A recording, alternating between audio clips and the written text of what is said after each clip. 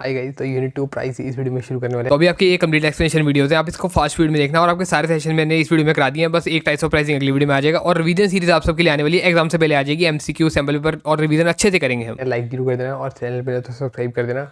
स्वागत है आप सबका हमारे चैनल आज समझो डीप इंफोटेनमेंट पे। तो बेस्ट नोट्स मैंने आप सबके लिए बना के रखे, फुल मार्क्स आपके आने वाले हैं, बस वीडियो को एंड तक जरूर देखना, ठीक है। और चैनल से कनेक्टेड रहना, बहुत इंपॉर्टेंट वीडियो है आप सबके लिए, पूरी वीडियो देखना जरूरी है और नोट्स बहुत इंपॉर्टेंट है।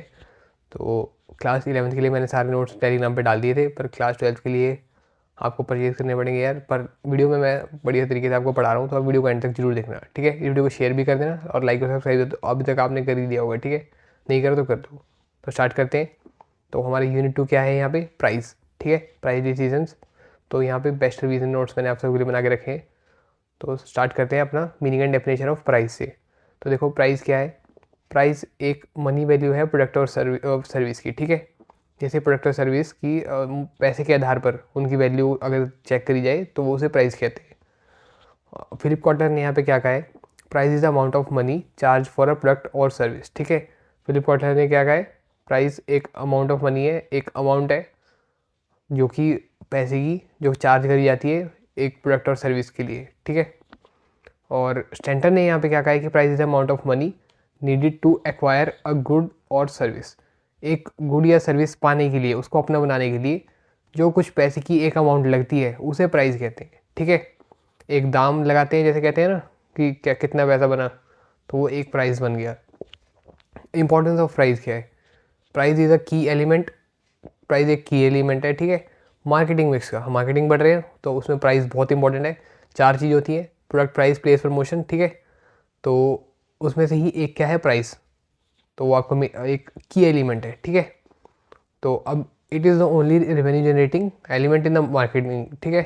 मार्केटिंग कर रहे हैं, बिजनेस कर रहे हैं, उसमें पैसे लेके अंदर बिजनेस में पैसे लाने का एक ही तरीका है, प्राइस से, ठीक है। प्रोडक्ट का कुछ प्राइस होगा तभी तो वो बिकेगा और तभी पैसा अंदर आएगा बिजनेस में, ठीक है। तो जैसे जितने भी चार चीज़ें हैं, प्रोडक्ट, प्राइस, प्लेस, प्रमोशन, इकट्ठे जुड़ी हुई होती हैं, तो वैसी प्राइस से भी ये तीनों चीज़ें, प्रोडक्शन, डिस्ट्रीब्यूशन और प्रमोशन, जुड़ी हुई है, ठीक है। तो अब ये क्या करता है, अफेक्ट करता है फॉर्म की ग्रोथ एंड सर्वाइवल को। जिस तरह की हम प्राइसिंग सेट करेंगे उस तरीके से ही बिजनेस में पैसा आएगा, ठीक है। जैसे सेलिंग हो रही है, पैसा आ रहा है जो भी, और उसी हिसाब से अब अच्छी प्राइसिंग रखी होगी तो ग्रो होगा बिजनेस अच्छे भर के और सर्वाइव भी लंबे समय तक कर पाएगा। पर किसी ने प्राइसिंग थोड़ी ठीक नहीं करी होगी तो वो सर्वाइव करना भी मुश्किल हो जाएगा उस बिज़नेस के लिए। अब फैक्टर अफेक्टिंग प्राइस देखने वाले हैं, ठीक है। कुछ क्या फैक्टर्स होते हैं जो प्राइस को अफेक्ट करते हैं, जिनके बेसिस पे प्राइस ऊपर नीचे होती है या प्राइस सेट करा जाता है, कुछ भी, ठीक है। कि प्राइस कैसे चेंज हो जाती है, किस बेसिस पे प्राइसिंग होती है। तो नंबर 1 क्या है, रॉ मटेरियल, ठीक है। रॉ मटेरियल की जो कॉस्ट है उसके बेसिस पे वो मतलब उसका प्राइस पे बहुत प्रभाव पड़ता है। अब हम यहाँ पे क्या मानेंगे, एक एग्जांपल लेते हैं सिंपल। ये आपकी एक तरह से एक चॉकलेट है, ठीक है। चॉकलेट सब बच्चों को पसंद है, ठीक है। अब यहाँ पे देखो रॉ मटेरियल की कॉस्ट नंबर 1 क्या है। अब इस चॉकलेट को बनाने के लिए मान लो एक कंपनी ने 20 रुपये का तो सामान खरीद के लाए हैं, वो कुछ अच्छा अच्छा सामान लेके आए हैं, ठीक है। डार्क चॉकलेट बना रहे हैं वो यहाँ पे। तो यहाँ पे 20 रुपये का सामान लगा, तो अब 20 रुपये से तो ऊपर ही प्राइसिंग रखेंगे वो। अब higher cost lead to higher price, अब 20 रुपये से ऊपर प्राइस जाएगा क्योंकि रॉ मटेरियल की कॉस्ट ज़्यादा थी। अब मैन्युफैक्चरिंग कॉस्ट, अब ये बनाने 20 रुपये का तो सामान लेके आए। अब इसके बाद मैन्युफैक्चरिंग में मान लो उन्होंने मशीन लगा रखी है, जिसमें अगर उन्होंने देखा कि चलो हर एक चॉकलेट बनाने में 10 रुपये तो हमारा लग रहा है, इलेक्ट्रिसिटी वगैरह लगा ली, मशीन लगा ली, लेबर कॉस्ट वगैरह कुछ ना कुछ, ठीक है। तो वो सब लगा के 10 रुपये बन रहा है, तो 30 रुपये ये बन गए। अब इसमें क्या, मैन्युफैक्चरिंग कॉस्ट में क्या है, लेबर वेजेस, हमारे पावर और ओवरहेड एक्सपेंसेस, कुछ ना कुछ एक्स्ट्रा ओवरहेड एक्सपेंसेस होते हैं हमारे, और बिजली पानी सब कुछ लगा के, ठीक है। जो भी कुछ एक्स्ट्रा चार्जेस बन रहे हैं मैन्युफैक्चरिंग करने में, हमारी जो भी कुछ कॉस्ट आ रही है कहीं से भी कुछ भी करने में, मैन्युफैक्चरिंग से रिलेटेड जो भी कॉस्ट है वो भी ऐड ऑन होगी उसमें। उसके बाद फिर मतलब प्राइस को अफेक्ट करेगी, अगर वो कम तो कम, ज़्यादा तो ज़्यादा, ठीक है। उसके बाद क्या है, मार्केट कंडीशन। अब मार्केट में अब ये चॉकलेट की अगर डिमांड ज़्यादा हो तो हम प्राइस हाई रख सकते हैं। अब हमें पता है कि मान लो अब जैसे वैलेंटाइन डे आ रहा है, ठीक है, तो वो भर भर के लोग बच्चे चॉकलेट खरीद रहे हैं यार कि गिफ्ट करनी है एक दूसरे को, ठीक है। तो लोग खुशी से चॉकलेट खा रहे हैं, खरीद रहे हैं। और अब दिवाली का, वैलेंटाइन, सॉरी गलत एग्जांपल ले लिया मैंने, दिवाली का एग्जांपल लेंगे। दिवाली के टाइम पे चॉकलेट लोग बहुत स्वीट्स एक दूसरे को गिफ्ट करते हैं, तो वो उस टाइम पे डिमांड बहुत ज़्यादा हाई रहती है। अब वहाँ पे प्राइस हाई रख सकते हैं, ठीक है। अब लो डिमांड, अब डिस्काउंट देना पड़ेगा। अब मान लो कोई डिमांड ही नहीं कर रहा, तो वो देखा है ना कि वो कह रहे कि यार 100 रुपये में ले जाओ यार, डब्बा पूरा ले जाओ कैडबरी का, पर क्योंकि डिमांड ही नहीं है, कोई खरीदता ही नहीं उसे, तो वो अगर डिमांड नहीं होगी तो डिस्काउंट देना पड़ेगा। तो प्राइस का ये भी मार्केटिंग कंडीशन के हिसाब से भी प्राइस में बहुत ऊपर नीचे होता है, फ़र्क पड़ता है। अब यहाँ पे अगला क्या है, कंपटीशन। अब कंपटीशन को भी देखना है हमें कि कंपटीशन में जो दूसरी कंपनी है वो क्या प्राइस सेट कर रही है, ठीक है। अब मोनोपोली है, अब किसी कंपनी जैसे कोई एक कंपनी है कि जिसने वही इकलौती कंपनी मार्केट में बेच रही है कुछ सामान, तो वो हाई प्राइस रख सकती है क्योंकि उसे पता है और कोई तो बेच ही नहीं रहा, मैं जो मर्जी प्राइस रखूँ वो तो बिकेगा, ठीक है, क्योंकि लोगों को खरीदना ही पड़ेगा, तो इसलिए वो हाई प्राइस रख सकते हैं। और कंपटीशन, अगर कंपटीशन जैसे लोअर है, जैसे कंपटीशन बहुत ज़्यादा है तो वो प्राइस को लो कर देगा, ठीक है, लोअर प्राइसेस। अब जैसे मतलब जितना ज़्यादा कंपटीशन, हर किसी को अपना प्राइस कम रखना पड़ेगा कि यार हमारा प्रोडक्ट जरूर बिके, वरना बिकेगा नहीं वो। ब्रांड एंड क्वालिटी, अब यहाँ पे एग्जांपल की चीज़ आता है, आप सबको पता है आईफोन, ठीक है, प्रीमियम ब्रांड है तो उसने क्या है, हाईयर प्राइस चार्ज कर रहा है। और यहाँ पे एग्जांपल वैसे कुछ और क्या लिखा हुआ है हमने यहाँ पे, तनिष्क वर्सेस लोकल ज्वेलर्स।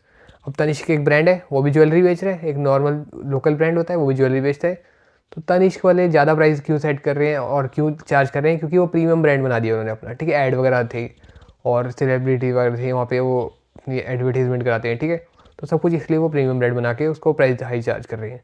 तो आपको सब कुछ ये समझ आ गया, 5 फैक्टर्स, तो ये इनकी वजह से प्राइस ऊपर नीचे होती है, प्राइस में चेंजेस होते हैं।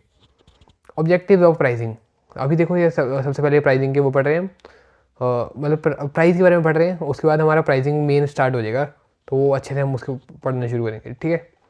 अब क्या है यहाँ पे, ये सारा आपके सिलेबस में ही है, तो वही मैं आपको पढ़ा रहा हूँ, और नोट्स मैंने आपके लिए प्यार से अच्छे से परफेक्ट नोट्स बना के रखे, और मैं परफेक्ट तरीके से समझा भी रहा हूँ आपको। आई होप आपको वीडियो बढ़िया लग रही है, मेरे को पता है बढ़िया लग रही है, लाइक कर दो, और चैनल पर नहीं हो तो सब्सक्राइब कर दो, ठीक है। ऑब्जेक्टिव्स ऑफ प्राइसिंग, तो ऑब्जेक्टिव क्या है प्राइसिंग का, सबसे पहला प्रॉफिटेबिलिटी ऑब्जेक्टिव, कि हम प्राइसिंग क्यों कर रहे हैं, क्या कर रहे हैं, मतलब प्राइसिंग का मतलब है कि प्राइसिंग डिसीजंस, कि प्राइस से रिलेटेड कुछ भी डिसीजन क्यों लेते हैं हम और क्या चाहते हैं हम प्राइसिंग से। नंबर 1 प्रॉफिटेबिलिटी, अब हम क्या चाहते हैं कि टारगेट रिटर्न ऑन इन्वेस्टमेंट और नेट सेल्स। नेट सेल्स तभी होती है जब मान लो कि 10 रुपये लगाए थे, ठीक है, प्रोडक्ट बिक गया यहाँ पे 20 रुपये का, तो नेट सेल्स कितनी होगी, सब कुछ कॉस्ट कुछ हटा के जो भी बची 10 रुपये बची। अब हम चाहते हैं 10 रुपये बचे, प्रॉफिट जरूर हो, हमें कुछ रिटर्न मिले, एक टारगेट हम चाहते हैं कम से कम 10 रुपये तो बच गए, ठीक है, कम से कम आधे पैसे तो वापस आ जाए मेरे, तभी मैं अच्छे से कंपनी में बिजनेस कर पाऊँगा, ठीक है। तो pricing should ensure sufficient return, एक अच्छा खासा रिटर्न तो आना ही चाहिए, ठीक है। प्रॉफिट मैक्सिमाइजेशन, तो ये हमारा टारगेट है कि हम चाहते हैं रिटर्न जरूर आए। नंबर 2 प्रॉफिट मैक्सिमाइजेशन, अब हम चाहते हैं प्रॉफिट भी आए, while business is aim for profit they also consider social responsibility. अब हमें प्रॉफिट का भी ऐसे देखना है कि बहुत ज़्यादा भी प्रॉफिट खाने के लिए नहीं, कि मान लो 10 रुपये का प्रोडक्ट बनाया, ये बेच रहा है 100 रुपये का, ठीक है, तो ये गलत हो जाएगा, इसमें हम समाज में गलत काम कर रहे हैं। तो हम ये ना करते हुए हम क्या करेंगे, 10 रुपये का प्रोडक्ट बनाया, उसको हम मार्केट में मान लो 30 का बेच दिया, ठीक है, ज़्यादा मैक्सिमम 30 का बेच दिया, 20 रुपये प्रॉफिट फिर भी हो रहा है, उसमें से कुछ ना कुछ कॉस्ट कुछ निकाल के 10 रुपये फिर भी पूरा सूखा प्रॉफिट बच जाएगा, ठीक है। तो वो एक सोशल रिस्पॉन्सिबिलिटी, मतलब समाज के लिए कुछ अच्छा जरूर करना है, ये नहीं कि पूरा लूट पाट शुरू कर दी, लोग बेच रहे हैं और पूरा ही पैसा लूट रहे हैं, ऐसा नहीं करना, हमें सोशल रिस्पॉन्सिबिलिटी भी जरूर देखनी है। तो ये सब आपके बुक में लिखा है, और मतलब ये बुक भी आपकी चाहती है और सिलेबस भी आपको चाहता है कि आप इस तरह से मार्केटिंग को जरूर समझो, आगे आप जाके मार्केटिंग मैनेजर बनोगे, तो आपको ये सब बातें जरूर पता होनी चाहिए, ठीक है। मार्केट रिलेटेड ऑब्जेक्टिव्स, अब मार्केट रिलेटेड ऑब्जेक्टिव्स क्या है, हम क्या चाहते हैं, मीटिंग कंपटीशन। अब हम चाहते हैं कि कंपटीशन को जरूर मीट करें, ये ना हो कि मेरी प्राइसिंग कुछ उल्टी सीधी रखी है और मैं कंपटीशन कर ही नहीं पा रहा, बाकी सब जो कंपनी है दूसरे ब्रांड से मैं उनसे कम्पीट ही नहीं कर पा रहा, मेरा प्रोडक्ट, अब मैं मान लो कि बहुत गलत प्राइसिंग रखी है, कोई मेरा प्रोडक्ट ही खरीदेगा ही नहीं फिर, ठीक है, और हो सकता है मेरी कंपनी को लॉस हो रहा हो, इसलिए लॉस ना हो, कंपटीशन बढ़े, मेरे प्रोडक्ट ज़्यादा बिके, इस वजह से हमें अब कंपनीज में reduce prices to stay competitive. अब कंपनी को यहाँ पे प्राइस को एक तरह से लो करना पड़ता है, क्योंकि तभी कॉम्पिटिटिव रहेंगे वो। जैसे अब कुरकुरे है, एक टेढ़े मेढ़े, आपने टेढ़े मेढ़े बिंगो टेढ़े मेढ़े जरूर सुना होगा। अब कुरकुरे हमेशा ही हाई प्राइस रखता है, और बिंगो टेढ़े मेढ़े आप कहीं पे भी दूसरे किसी स्टोर में जाके देखोगे ना, उसके प्राइस हमेशा आपको लो प्राइस में, आपको डिस्काउंट्स में दिख जाएगा, वो डी मार्ट में मिलेगा आपको, रिलायंस वगैरह, मतलब जियो मार्ट वगैरह सब जगह पे आपको कम प्राइस में क्यों दिखेगा, वो चाहते हैं कॉम्पिटिशन, कहते हैं कुरकुरे से ज़्यादा हमारा ब्रांड बिके, इसलिए वो प्राइस को कम रख देते हैं, ठीक है। अब मेंटेनिंग मार्केट शेयर, अब हेल्प्स फर्म्स सस्टेन और एक्सपेंड देयर पोजीशन। अब हमें यहाँ पे मार्केट शेयर को भी यहाँ पे मेंटेन करके रखना है। मार्केट शेयर का मतलब क्या होता है कि मार्केट में हमारे कंपनी को खरीदने वाले और उस पर पैसे लगाने वाले, कुछ जैसे प्रोडक्ट्स खरीदने वाले ज़्यादा लोग हों, ठीक है। जैसे मैंने कुरकुरे और टेढ़ी मेढ़ी का एग्जांपल दिया था, तो कुरकुरे के मान लो 50% लोग मार्केट में खरीदते हैं, तो कुरकुरे का शेयर सबसे ज़्यादा हाई है। और टेढ़ी मेढ़ी का मान लो 30%, तो वो कोशिश करेगा कि हम और बढ़े, ठीक है। 30% तो सस्टेन, उतना तो रुके रहे जरूर, कम ना हो और बल्कि बढ़े, ठीक है। अगला क्या है हमारे यहाँ, प्राइस स्टेबिलिटी। अब firms in oligopolies follow a price leader to avoid price wars. अब ओलिगोपोलीज होती है जैसे मोनोपोली है, तो ओलिगोपोली में क्या होता है कि प्राइस लीडर्स को यहाँ पे फर्म्स फॉलो करती हैं ताकि प्राइस वॉर ना हो। अभी एक कंपनी है जो कि मतलब अच्छे से प्राइसिंग बना रही है, अब उसको देखते हुए बाकी कंपनीज भी नॉर्मल प्राइस रखेंगी, थोड़ा ऊपर नीचे, ज़्यादा भी कुछ वो नहीं, मतलब प्राइस वॉर नहीं वो करना नहीं चाहते, ठीक है। जैसे कार्स में हम देखते हैं ना कि हम देख रहे हैं कि एक ये गाड़ी भी 10 लाख रुपए की है, दूसरी गाड़ी भी 10 लाख रुपए, वो तो कोई लड़ाई नहीं कर रहे। अब एक गाड़ी पहले लॉन्च हुई थी वो 10 लाख की थी, बाकी उसके साथ ही किसी तीन कंपनी ने भी और सेम 10 लाख रुपए की गाड़ी निकाल दी, ठीक है। तो प्राइस वॉर नहीं करना चाहते, वो नॉर्मल प्राइस रख रखे हैं अपना, और उसके हिसाब से ही वो देख रहे हैं कि मतलब जो बड़ा ब्रांड होगा वो पहले कर देगा, ठीक है। तो इसमें प्राइस स्टेबिलिटी भी बनाना चाहते हैं, तो ये भी ऑब्जेक्टिव है। तो मार्केट रिलेटेड ऑब्जेक्टिव हो गए, प्रॉफिटेबिलिटी ऑब्जेक्टिव हो गया। मार्केट में बहुत कुछ होता है ऊपर नीचे, तो वो देखना है, उस हिसाब से ऑब्जेक्टिव हमने चूज़ करें कि उस हिसाब से प्राइसिंग करनी है। अगला क्या है हमारे यहाँ पे, पब्लिक रिलेशन ऑब्जेक्टिव।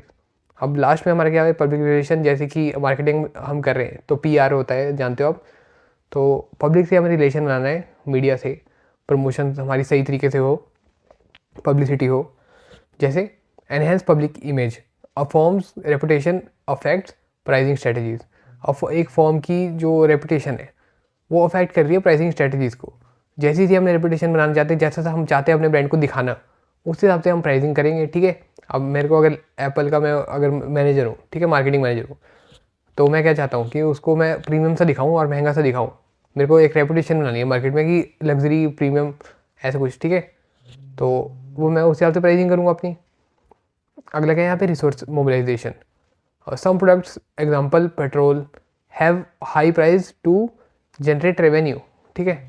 कुछ प्रोडक्ट्स जैसे कि पेट्रोल होते हैं वो हाई प्राइस रखते हैं, और जिस वजह से कि ज़्यादा रेवेन्यू उनका हो, ठीक है। क्योंकि उन्हें पता है जैसे बिकना ही बिकना है पेट्रोल, सबको ज़रूरत है उसकी, ठीक है। और रिसोर्स है वो, तो ज़्यादा ख़त्म भी ना हो जाए और लोग सही तरीके से यूज़ करें, उस वजह से उसका प्राइस भी ज़्यादा रखते हैं, ठीक है। तो पेट्रोल जैसे प्रोडक्ट का एग्जांपल दिया, आप इसको देख सकते हो बिल्कुल। तो कंक्लूजन क्या निकलता है यहाँ पे इस प्राइस के बारे में, और प्राइसिंग के बारे में हम आगे अच्छे से पढ़ना शुरू करेंगे। तो प्राइस के बारे में क्या कंक्लूजन निकलता है, pricing should align with the marketing strategies and organisational goals. Pricing marketing strategies के हिसाब से और ऑर्गेनाइजेशनल गोल के हिसाब से जरूर अलाइन होनी चाहिए, उसके हिसाब से ही सेट होनी चाहिए। उल्टी सीधी गलत प्राइसिंग हमें नहीं करनी। मैंने मार्केट स्ट्रेटजीज में सोच रखा है अगर कि मेरे को कम प्राइस में बहुत सारे लोगों को टारगेट करना है, तो वो मेरी मार्केटिंग स्ट्रेटजी है, तो मैं वो करूँगा, ठीक है। जैसे बल्क प्रोडक्शन में चाहता हूँ कि मैं बहुत सारे सस्ते में एक बड़ी सी मशीन लगाऊंगा, उसको अच्छे से प्रोड्यूस करूँगा, बल्क प्रोडक्शन करूँगा, क्वालिटी मेरी सही रहने वाली क्योंकि मशीन बढ़िया है। वो इतनी बल्क प्रोडक्शन मैं करने वाला हूँ कि मेरे को प्राइस 10 रुपये आ जाए, बिल्कुल कम से कम आ जाए, फिर मैं बेचूँगा। मैं चाहता हूँ कि इंडिया में सबको अवेलेबल करा दूँ मैं, तो आपने ये सोच लिया, तो वो आपकी मार्केटिंग स्ट्रेटजी। आप वो एक मार्केटिंग मैनेजर, आपने ये बोला कि बॉस मैं ये, मतलब आपने बोला कि यार देखो मैं ये करने वाला हूँ, ये मार्केटिंग स्ट्रेटजी मैं यूज़ करूँगा, मेरे को पता है ये बढ़िया है। उसके बाद आपने बोला ऑर्गेनाइजेशन में हमारा क्या गोल है, मीटिंग हुई आपकी, आपको बताया गया कि हमें इंडिया में सबको ये प्रोवाइड करवाना है, जैसे सोप है, सोप प्रोवाइड कराना है सबको 10 रुपये में। तो ये ऑब्जेक्टिव है, ऑर्गेनाइजेशन का गोल है कि सस्ते में पूरे इंडिया में करवाना है। उस हिसाब से प्राइसिंग करोगे फिर आप, ठीक है। आप कहोगे भाई तू बता भाई जो के जैसे करना है प्राइसिंग, मैंने मार्केटिंग पढ़ रखी है, मुझे मत सिखा, मैं अपने आप ही कर लूँगा बढ़िया, ठीक है। तो बस मेरे को बता कि क्या चाहता है ना, और आप अपने आप कर लोगे। Wrong pricing can lead to lost sale और बिजनेस फेलियर्स। अब गलत प्राइसिंग किसने कर रखी हो तो वो सेल्स उसकी ख़त्म हो सकती है, रह सकती है कि सेल्स ही ना हो, और बिजनेस भी फेल हो सकता है। अब इंपॉर्टेंस ऑफ प्राइसिंग हम यहाँ पे देखने वाले हैं फॉर फर्म्स। अब फर्म्स के लिए क्या इंपॉर्टेंस है? अब इंपॉर्टेंस का देखो, क्या पता क्या मतलब है कि किन किन चीज़ों में प्राइसिंग ज़रूरी है, किस किस चीज़ों के लिए प्राइसिंग ज़रूरी है और किस किस चीज़ों में हमारी मदद करती है प्राइसिंग। ठीक है, तो इंपॉर्टेंस का ये मतलब है, उस हिसाब से आप सारे पॉइंट्स यहाँ पे देखना है। ठीक है, सबसे पहले क्या है यहाँ पे फॉर फॉर्म्स, उसके बाद हम क्या देखने वाले हैं, उसके बाद है फॉर कंज्यूमर्स। आप मार्केटिंग मैनेजर हो, ठीक है, आप यहाँ पे अपनी फॉर्म के लिए देख रहे हो कि आपको क्या करना है।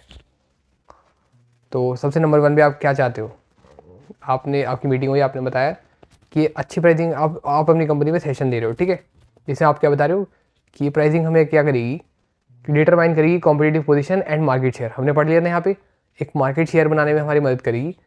जैसे मार्केट पोजीशन की एक अच्छी सी पोजीशन कि इस कंपनी के मान लो 30% लोग तो मार्केट में खरीदते हैं, एक पोजीशन बना ली उसने, अपनी अच्छी पोजीशन बना ली है। ठीक है, तो प्राइसिंग इसमें मदद करेगी। और too high how price can lead to loss of customers. अब हम कस्टमर्स को लूज़ नहीं करना चाहते, हमने 30% कस्टमर बनाए हैं मार्केट में। ठीक है, अब हम उनको लूज़ नहीं कर सकते हाई प्राइस रख के, और ना ही हम ज़्यादा लो प्राइस करके अपनी प्रॉफिटेबिलिटी को हार्म करेंगे। ठीक है, तो ना तो हमें ज़्यादा हाई करना है कस्टमर को खोने के लिए, और ना फिर कस्टमर खो देंगे हम। ठीक है, आप ये बता रहे हो कंपनी में, और हम ज़्यादा लो भी नहीं करेंगे, फिर प्रॉफिट ही नहीं होगा। किस बात की मार्केटिंग हो रही है फिर? ठीक है, अब अगले क्या आपने बताया कंपनी में कि हेल्प्स करता है अचीव करने में फाइनेंशियल गोल्स। आप कंपनी में बता रहे हो कि ये डायरेक्टली अफेक्ट करता है रेवेन्यू को और प्रॉफिट को। ठीक है, कि जैसे प्राइस सेट करेंगे उसी हिसाब से कंपनी में पैसा आएगा, उसी हिसाब से प्रॉफिट होगा। और अगले क्या है, forms estimate expected earnings based on pricing decision. ठीक है, अब फॉर्म का जो एस्टिमेट एक्सपेक्टेड अर्निंग्स होती है वो प्राइसिंग के डिसीजन पे ही होती है। अब हमें देखना है कि एक कंपनी कितना पैसा कमाएगी, वो उस हिसाब से ही देखा जाएगा कि वो प्राइसिंग किस हिसाब से कर रही है, प्रोडक्ट कितने लेवल के प्रोडक्ट्स हैं, कितने प्राइसिंग के प्रोडक्ट्स हैं, क्या क्या प्रोडक्ट्स की प्राइस है, उस हिसाब से ही हम एस्टिमेट लगा सकते हैं कि कितना पैसा आने वाला है, कितना कंपनी कमा रही है। ठीक है, तो अगला क्या है यहाँ पे, determines quantum of production help forms decide production level. अब हमें ये भी मदद करती है डिसाइड करने में। जैसे अब हमने मान लो कि 100 रुपये का एक प्रोडक्ट बनाना है। ठीक है, मान लो हमने एक 100 छोड़ो 1000 रुपये का एक प्रोडक्ट बनाया है। अब हमें पता है कि 1000 रुपये वाला प्रोडक्ट खरीदने के बहुत ज़्यादा कस्टमर्स नहीं होंगे, तो हमें पता है उसको कि हमें बनाना कितना है। ठीक है, फिर वो हमें मदद करेगा डिसाइड करने में कि कितने प्रोड्यूस करना है हमें उसे। Manager analyse product profits at different price points to optimise production.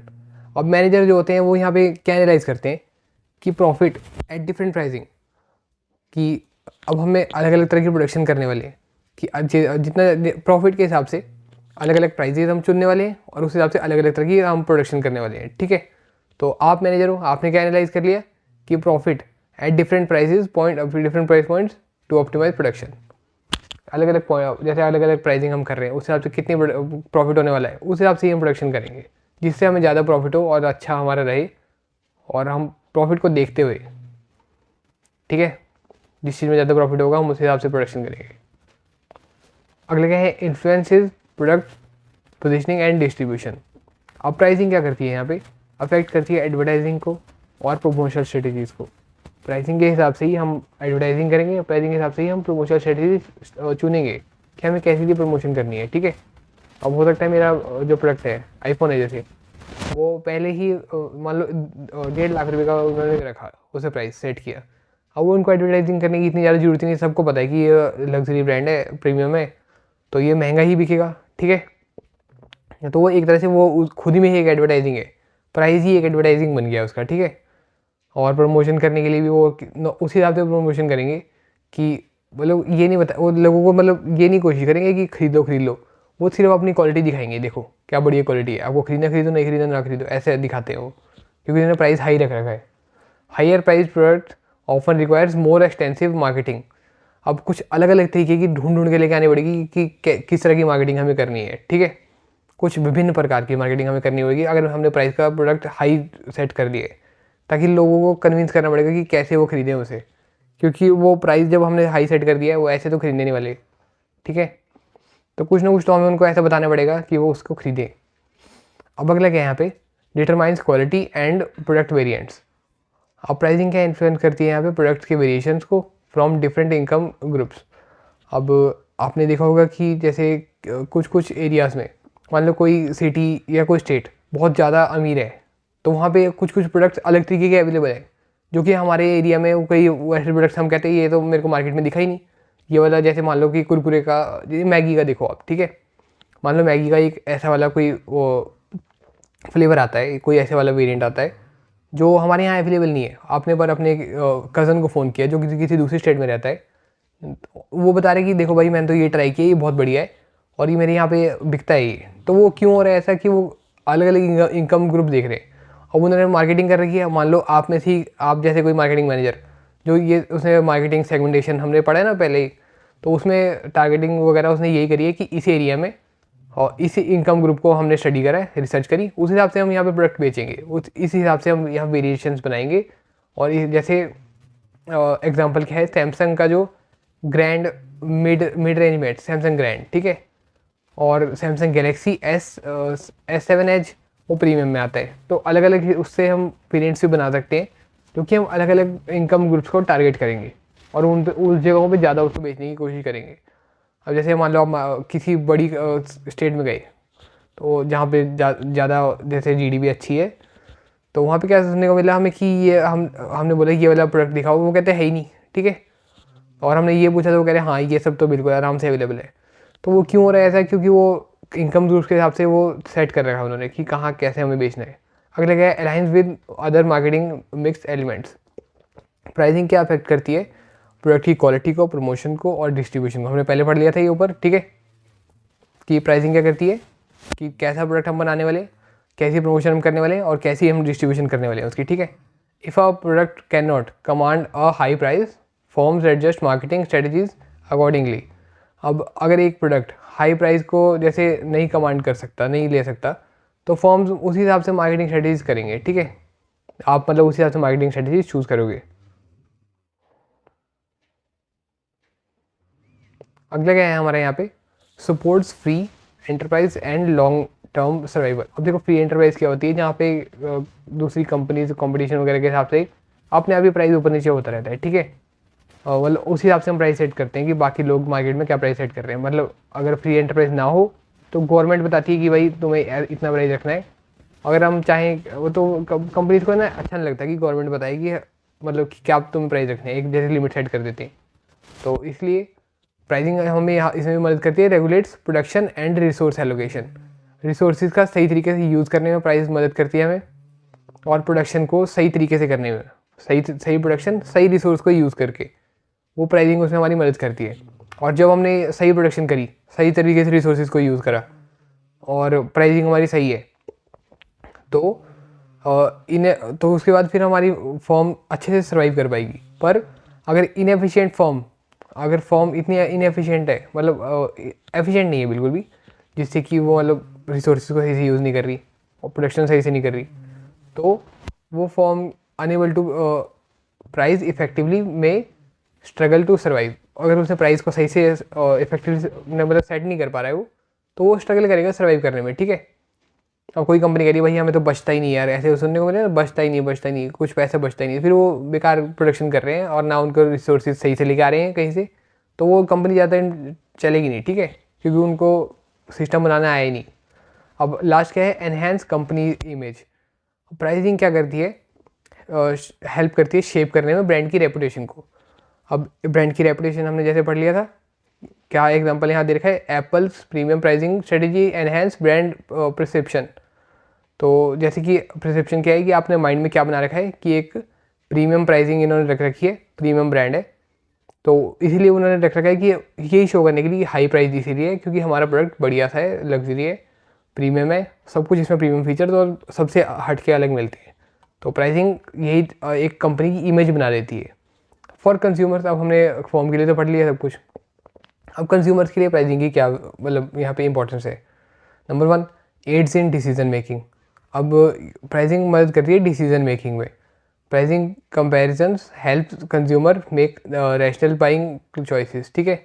अब अलग अलग चॉइसेस, अलग अलग तरीके के, जैसे अब एक कस्टमर को जो मार्केट में गया उसको बहुत सारी अलग अलग प्राइसेस की चीज़ मिली उसमें से कुछ भी खरीद सकता है, कितना खुश हो गया वो, ठीक है। कह रहे इसमें तो बहुत सारे 5 रुपये का, तो मेरे पास 5 रुपये तो 5 रुपये का खरीद लूँगा, 50 रुपये तो 50 का ले लूँगा, 500 तो 500 का ले लूँगा, ठीक है। उसको डिसीजन मेकिंग में मदद कर रहा है, जैसे choosing a TV with a higher price but better service. अब ये बंदे ने एक हायर प्राइस का टीवी चूज़ कर लिया, बल्कि साथ में वो वहाँ पे ये बेटर सर्विस भी मिल रही है, तो इसलिए उसने चूज़ कर लिया, ठीक है।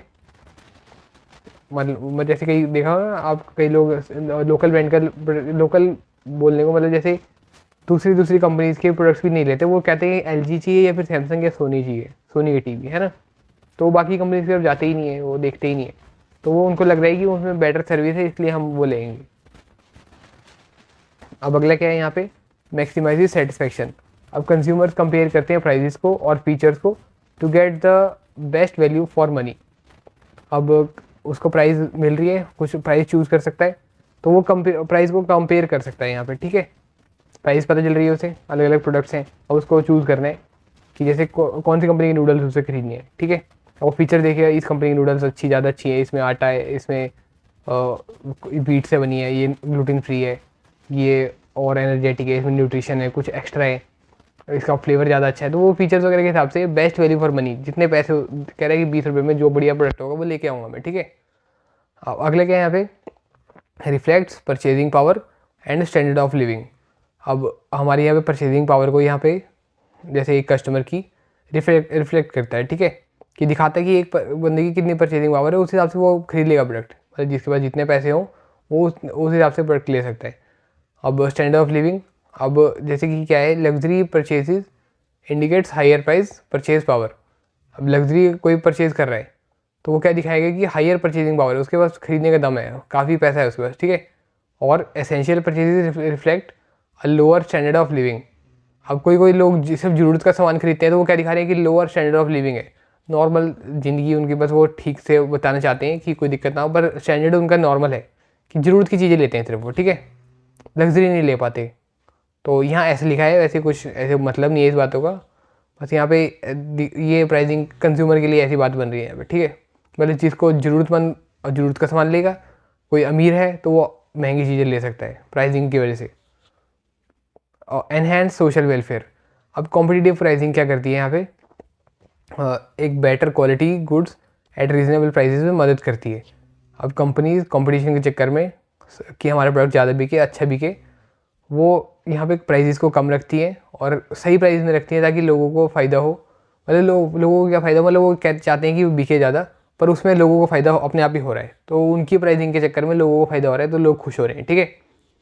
अब अगला क्या है यहाँ पे, एनकरेज। अब जैसे वो इसीलिए क्योंकि बेटर क्वालिटी, अब पता है क्वालिटी भी बढ़िया देनी पड़ेगी, प्राइस भी सही रखना पड़ेगा, तभी हम कंपटीशन में जीत पाएंगे, ठीक है, मार्केट में जीत पाएंगे।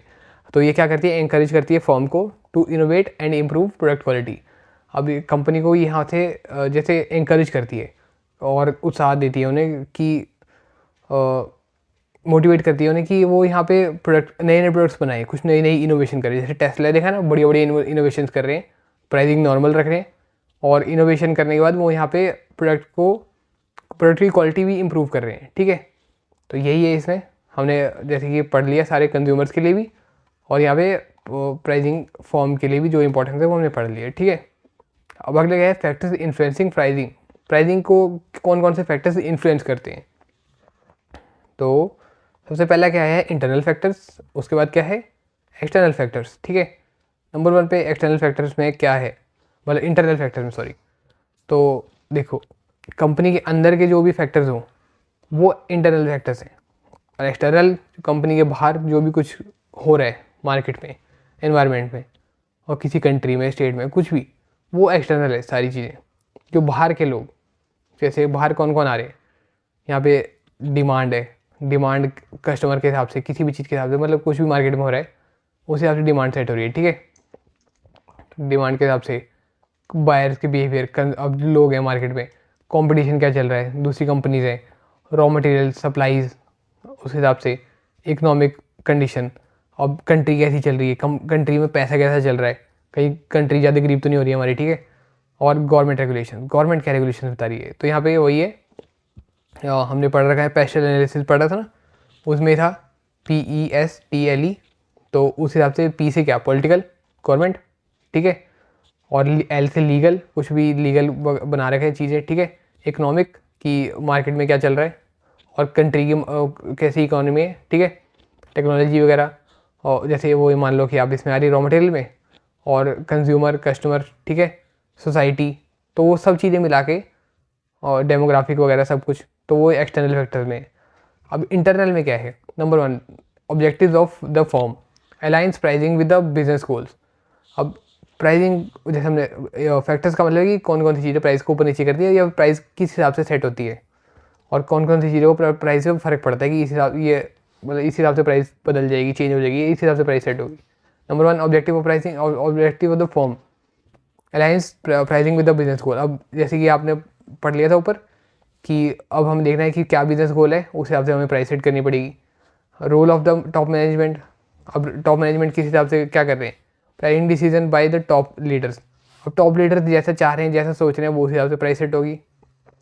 कॉस्ट ऑफ प्रोडक्ट्स, अब प्रोडक्ट्स की हमें क्या कॉस्ट आ रही है, हायर कॉस्ट आ रही है अगर, तो हायर प्राइस, जैसे हमने पढ़ा था 10 रुपये का अगर मेरे को कॉस्ट ही आ रही है सिर्फ बनाने में, अगर मेरे को 10 रुपये लग रहे हैं, तो मैं 10 रुपये से ऊपर ही प्राइस रखूँगा, हाई, ठीक है।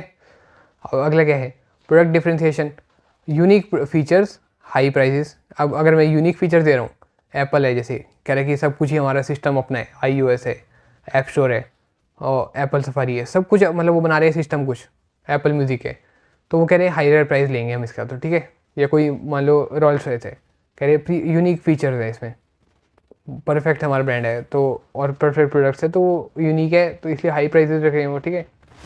अगला क्या है, marketing mix, price coordination with products place promotion. अब प्राइस को यहाँ पे बाकी 4 मार्केटिंग मिक्स के एलिमेंट्स के साथ भी यहाँ पे मैच करना पड़ेगा, ठीक है। तो मार्केटिंग मिक्स जानते हो आप, तो उसमें कि एक जो चीज़ हम सेट कर रहे हैं वो सारी चीज़ें उसके साथ अलाइन होनी चाहिए, कि ये ना हो कि एक भी चीज़ गलत हो फिर मार्केटिंग मिक्स बेकार हो जाएगी, वो हमें यहाँ पे देखनी पड़ेगी, ठीक है। 4 पीस को बिल्कुल कोऑर्डिनेट करना है कि सब एक दूसरे से बिल्कुल मैच करते हो, बिल्कुल सही हो। नंबर 6 ऑर्गेनाइजेशन साइज़, ऑर्गेनाइजेशन का क्या साइज़ है वो इसमें प्राइसिंग पे बहुत प्रभाव डालता है, ठीक है। लार्जर फर्म है वो लोअर प्राइस रखते हैं, ठीक है, मतलब वो लो रख सकते हैं क्योंकि उनके पास मशीन बड़ी बड़ी है और पूरा सिस्टम उन्होंने बना रखा है, रॉ मटेरियल कहीं से सस्ते में मिल जाता है, उन्हें सप्लाईज अच्छे से मिल जाती हैं, तो वो लो रख सकते हैं, पर हर कंपनी नहीं रख सकती, ठीक है। लोकेशन, हाँ, जैसे इसमें ये भी नॉर्मल अगर बताऊँ तो जैसे कोई बड़े बड़े ब्रांड्स होते हैं वो यहाँ पे कम भी प्राइस रख पाते हैं, वो उनको लॉस भी हो तो उनको तब भी फ़र्क नहीं पड़ता, तो वो तो कर लेंगे, मतलब वो कहीं से भी उनके कॉन्टैक्ट्स भी ज़्यादा होते हैं इसलिए वो लोअर प्राइस रख पाते हैं। अब यहाँ पे अगले है location, prices vary by market location. अब मार्केट जैसी है जहाँ पे लोकेशन है, जैसे हमने पहले भी ऊपर देखा था ना, उस हिसाब से भी प्राइसिंग में काफ़ी फ़र्क पड़ता है। अब मान लो कि हमने जैसे पढ़ रखा है कि कार्स का कितना अच्छा होता है, जैसे कि मतलब अच्छा तो नहीं होता, मतलब कि कार्स का कैसा है कि एग्जांपल इसमें ये है कि अलग अलग स्टेट्स में अलग अलग कार्स की प्राइसेस होती हैं लोकेशन के हिसाब से, ठीक है। अब कहीं किसी जगह भी कुछ, किसी जगह भी कुछ प्राइसेस चेंज होती है, और कुछ कुछ ऐसे प्रोडक्ट्स भी होते हैं जिनका कहीं कुछ और प्राइस रखा है, कहीं कुछ और प्राइस रखा है, तो ऐसे लोकेशन से भी बहुत फ़र्क पड़ता है। नेचर ऑफ गुड्स, अब necessities price moderately, luxuries higher, ठीक है। जो ज़रूरत की चीज़ें हैं उनका प्राइस नॉर्मल होता है, ठीक ठाक रखते हैं प्राइस, पर जो लग्जरी चीज़ें हैं, महंगी चीज़ें हैं, जो एक बंदे के ज़्यादा पावर है खरीदने की, उसको हायर प्राइस रखा जाता है, ठीक है, ताकि वो पता है उन्हें खरीद सकता है, बंदा अपने आप खरीद लेगा क्योंकि वो लग्जरी चाहता है। नेचर ऑफ गुड्स, जैसा चीज़ मतलब उस हिसाब से उसका प्राइस सेट होगी। प्रमोशनल प्रोग्राम्स, तो प्रमोशनल प्रोग्राम्स क्या है यहाँ पे कि higher promotional cost higher prices. अब प्रमोशनल अगर मैं अच्छे से ज़्यादा कर रहा हूँ और ज़्यादा कॉस्ट लगा रहा हूँ, मतलब देखा ना कई कंपनीज़ क्या है बहुत लगातार ऐड देते रहते हैं, ठीक है, टीवी पे या फिर यूट्यूब पे या इंस्टाग्राम पे, कहीं पे भी मतलब किसी सोशल मीडिया पे मतलब बहुत ज़्यादा एड्स दे रहे हैं, तो वो फिर उनको प्राइस बढ़ा देंगे, फिर मतलब कंपनी हर किसी को पता ही चल जाता है अब इतनी ऐड दिखा रहे हैं ना, अब तो ये पैसा ज़्यादा हमसे ही निकालेंगे सारा पैसा, ठीक है। तो यही होता है, वो ज़्यादा ऐड दिखाने के बाद वो फिर पैसे लोगों से निकालते हैं, हाई प्राइस कर देते हैं। अगला क्या है, external factors, demand, high demand high price, low demand low price, ठीक है। डिमांड के हिसाब से प्राइस सेट होती है, हाई डिमांड है तो हाई प्राइस, लो डिमांड है तो लो प्राइस। बायर्स बिहेवियर, अब परसेप्शन, अब एक बंदे ने क्या मन में सोच रखा है कि प्राइसिंग कैसी थी है, उससे प्राइस में बहुत फ़र्क पड़ेगा यार, ठीक है। अब जैसे परसेप्शन इन्फ्लुएंस प्राइसिंग, अब लोगों ने सोच रखा है कि ये प्रोडक्ट कुछ खास नहीं है, तो वो उस हिसाब से कंपनी को देखना पड़ेगा यार कि लोग तो हमारी प्रोडक्ट को अच्छा मान ही नहीं रहे, अब हमें उस हिसाब से प्राइस बढ़ानी पड़ेगी या प्राइस कम करनी पड़ेगी, या फिर कोई लोग जैसे हम बोलते नहीं यार इस कंपनी के तो बहुत महंगे प्रोडक्ट्स हैं, मैं नहीं खरीद सकता, बेकार है। तो वो कंपनी को पता चल गया यार लोग तो खरीदते नहीं है, प्राइसिंग उनको ज़्यादा लग रही है, तो वो उनको कम करेंगे। तो वो उनको जैसा बनाना है और लोगों के हिसाब से भी देख के वो कि बिहेवियर लोगों का क्या है, उस हिसाब से प्राइसिंग को वो चेंज कर सकते हैं। कंपटीशन, मोर कंपटीशन लोअर प्राइसेस, हमने देख लिया मार्केट में एक कंपनी है हायर प्राइस रख देगी, उसे पता है और कोई तो है नहीं खरीदने बेचने वाला और सब लोगों को हमसे खरीदना पड़ेगा। पर अब 5 कंपनी है एक मार्केट में, तो उसको सबको यार प्राइस कम करनी पड़ेगी, क्योंकि उन्हें पता है कि अगर हमने कुछ उल्टे सीधे प्राइस रखी तो बाकी 4 लोग हैं, सब लोग उनकी तरफ चले जाएंगे। इसलिए कंपटीशन अफेक्ट करता है प्राइसिंग को, तो कंपटीशन ज़्यादा है तो प्राइस लोअर हो जाती है अपने आप ही। रॉ मटेरियल, अब रॉ मटेरियल जैसे कि यहाँ पे सप्लायर्स, जैसे हम कहीं से भी सामान लेके आ रहे हैं रॉ मटेरियल, ठीक है। अब अगर इनपुट कॉस्ट हमारी ज़्यादा आ रही है तो हाई प्राइस होगा, ठीक है। अब मैं कहीं से कुछ सामान है, जैसे हमने बताया था ना चॉकलेट का मान लो सामान कहीं से मैं महंगा से लेके आ रहा हूँ तो 20 रुपये का लेके आ रहा हूँ, तो 20 रुपये से ज़्यादा ही कॉस्ट होगी। अब हो सकता है कि कोई कंपनी 10 रुपये का कहीं से ले आए, ठीक है।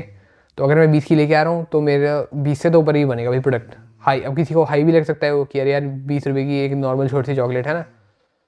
तो रॉ मटेरियल के हिसाब से भी होता है कि क्या क्या मैं सामान डाल रहा हूँ, क्या क्या चीज़ें लगा रहा हूँ। हो सकता है कि मैं बहुत कुछ अच्छी अच्छी चीज़ें ऐड कर रहा हूँ, उस हिसाब से भी वो प्राइस बढ़ रहा है उसका। तो ये होता है, ठीक है। अगला क्या, इकोनॉमिक कंडीशंस। बूम पीरियड में जैसे कंट्री में अगर इकोनॉमी अच्छे से अप है, ठीक है, बूम है, तो प्राइस यहाँ पे हायर होंगे, क्योंकि हर इंसान के पास पैसा है इस टाइम पे, ठीक है। तो कोई कुछ भी खरीद सकता है, तो वो कहते हैं यार जो मर्जी हाई प्राइस रखते हो बिकी गई। और डाउन टर्न्स में लो प्राइस। अब जैसे कि हर कंट्री, जैसे कोई कंट्री मान लो बिल्कुल ही डाउन चल रही है, उसकी मान लो किसी कंट्री में वॉर होगी, अब वो बेचारी गरीब हो गए हैं, ठीक है, अब उनके पास कुछ भी नहीं है, तो सब कुछ उनके उस कंट्री की चीज़ों को सस्ता करना पड़ेगा, क्योंकि वो लोग खरीद नहीं पाएंगे फिर, ठीक है। लोगों के पास पैसा ही नहीं है, ना कंट्री के पास पैसा है ना लोगों के पास पैसा है पूरे। तो अब अगला क्या है, last, government regulation policies affect pricing strategies. अब गवर्नमेंट की पॉलिसी बना दी जाती है बहुत सारी, जिस हिसाब से प्राइसिंग में बहुत फ़र्क पड़ता है। जैसे टैक्स का होता है कि 20 लाख की गाड़ी 40 लाख की बिक रही है, गवर्नमेंट की पॉलिसी है, गवर्नमेंट की कुछ रेगुलेशन है, ठीक है, तो कह रहे टैक्स तो लगेगा ही लगेगा इसमें। या फिर कुछ मान लो प्रोडक्ट इंपोर्टेड प्रोडक्ट्स है, उसमें बहुत ज़्यादा टैक्स लगा लिया, तो कुछ ना कुछ पॉलिसीज गवर्नमेंट ने बना रखी है। या फिर अब कुछ चीज़ें हैं कि वो कहते हैं कि इसको तो सस्ता बेचना ही पड़ेगा, मान लो सिलेंडर वगैरह, गैस सिलेंडर या फिर पेट्रोल वगैरह हो गया, कुछ ना कुछ सरकार ने यहाँ पे स्ट्रेटजी एक रेगुलेशन बना रखी होती है। ये इतने, जैसे कुछ खाने की चीज़ें हैं, वेजिटेबल्स हैं, फ्रूट्स हैं, इसमें भी वो रेगुलेशन बना देते हैं ना, देखा है हमने फार्मर्स के लिए, मतलब हर किसी को देखते हुए गवर्नमेंट को पता है कि क्या हमें प्राइसिंग करनी है, तो उस हिसाब से कुछ ना कुछ करते रहते हैं। तो ये भी हमने पढ़ लिया। अब हम 2 चीज़ें हमारी बड़ी अच्छे से हो चुकी है, मतलब वैसे तो सारा कुछ हमने अच्छे से करा है, बिल्कुल आपको अच्छे से रट गया होगा, सब कुछ समझ आ रहा होगा। आखिरी में एक बार दोबारा रिवाइज कर लेंगे। इंपॉर्टेंस ऑफ प्राइसिंग हमने पढ़ा, मेन टॉपिक है आपका प्राइस इस चैप्टर में, यूनिट में। फैक्टर्स इन्फ्लुएंसिंग प्राइसिंग, तो कुछ भी आ सकता है, इंटरनल फैक्टर बताओ, एक्सटर्नल फैक्टर बताओ पेपर में, ठीक है। तो आप कुछ भी बड़े आराम से लिख सकते हो, और मैं आगे अच्छे से लर्न भी करवाऊंगा आपको, चिंता मत करो। अभी समझाना सबसे ज़्यादा जरूरी है। लास्ट टॉपिक, इसका यूनिट खाता है, मैं खुश हो जाओ, टाइप्स ऑफ प्राइसिंग। अगली वीडियो आप सबके लिए यहाँ पे डिस्क्रिप्शन में मैंने लिंक दे दूंगा उसका, तो सब कुछ आपके लिए तैयार है। कनेक्टेड रहना हमारे चैनल से, इस वीडियो को शेयर कर देना और लाइक और सब्सक्राइब जरूर करना। और आई होप आपको वीडियो बढ़िया, मतलब पता है मेरे को वीडियो बढ़िया लगी, तो कमेंट करके कुछ जरूर बताना। बाय बाय गाइस, अगली वीडियो में मिलते हैं, बाय।